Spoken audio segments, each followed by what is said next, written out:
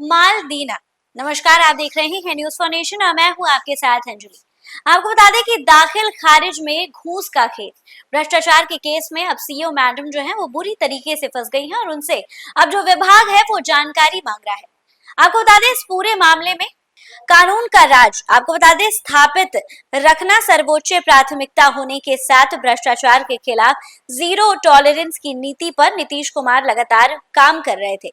आपको बता दें लेकिन मोतिहारी में इसके अलर्ट नजर आ रहे हैं। करीब 2 दशक पहले जब बिहार में नीतीश कुमार की सरकार ने सत्ता की बागडोर को संभाला था, तब उन्होंने साफ तौर पर कह दिया था कि अब भ्रष्टाचार के खिलाफ जीरो टॉलरेंस की नीति अपनाई जाएगी।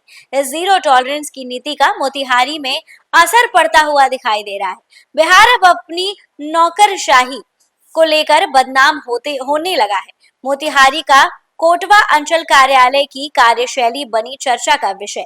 भ्रष्टाचार के आरोप से सीईओ मैडम अब घिर चुकी हैं। लोग परेशान हैं।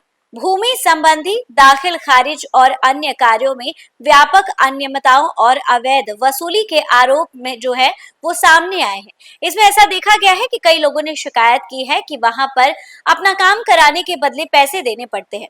आपको बता दें सामान्य लोग इस स्थिति में परेशान हैं और भ्रष्टाचार के भय के कारण या तो अंचल कार्यालय नहीं जा रहे हैं या फिर अपने कार्यालय को संपन्न कराने के लिए रिश्वत देने के लिए विवश हो चुके हैं। इसके साथ ही कोटवा अंचल कार्यालय में दाखिल खारिज और अन्य भूमि संबंधी कार्यों में बड़े पैमाने पर अनियमितता और अवैध उगाही के आरोप लगे हैं। लोगों ने आरोप लगाया है कि अपने काम कराने के लिए उन्हें रिश्वत देना पड़ता है। सीईओ मोनिका आनंद पर भ्रष्टाचार के आरोप लगे हैं और उनको अपनी गलती जो है वो स्वीकार करनी पड़ी है। इसके साथ ही कोटवा अंचल कार्यालय के बारे में कई लोगों ने अपने काम करवाने के लिए रिश्वत की बात को स्वीकार किया है। स्थानीय लोगों ने बताया है कि उन्हें दाखिल खारिज के दौरान आवेदन करने पर रिश्वत की मांग की जाती है। वहीं एलपीसी के लिए आवेदन करने के लिए रिश्वत देनी पड़ती है। पहले कार्यालय ने रिपोर्ट दी थी कि यह जमीन रहती है और किसी प्रकार की रोक सूची नहीं आती है, जिसके बाद दाखिल खारिज की अनुशंसा कर दी गई। लेकिन सीईओ मोनिका आनंद ने खाता और खेसरा बदलकर इसे न्यायालय में विवादित दिखाते हुए आवेदन रिजेक्ट कर दिया। अब अंचल कार्यालय में इस बारे में कई तरीके के सवाल किए जा रहे हैं। सीईओ मोनिका आनंद ने बताया है कि गलती से रिजेक्ट हुए मामलों को ठीक किया जा रहा है और बाकी सभी आरोप पर निराधार हैं।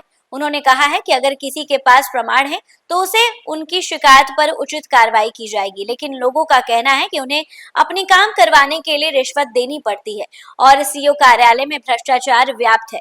इस अंचल कार्यालय की प्रणाली के प्रति आम नागरिक सीधे तौर पर अपनी आवाज उठाने में संकोच कर रहे हैं।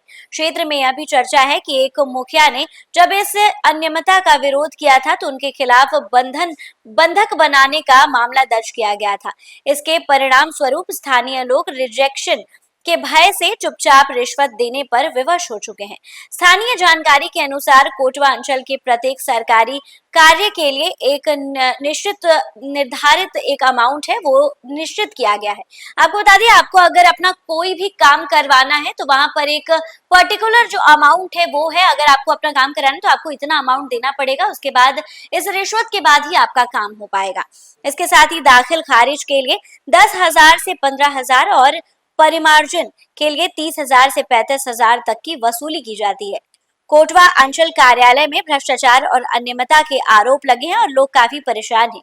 सीईओ मोनिका आनंद पर भ्रष्टाचार के आरोप लगे हैं और उन्होंने अपनी गलती को स्वीकार किया है।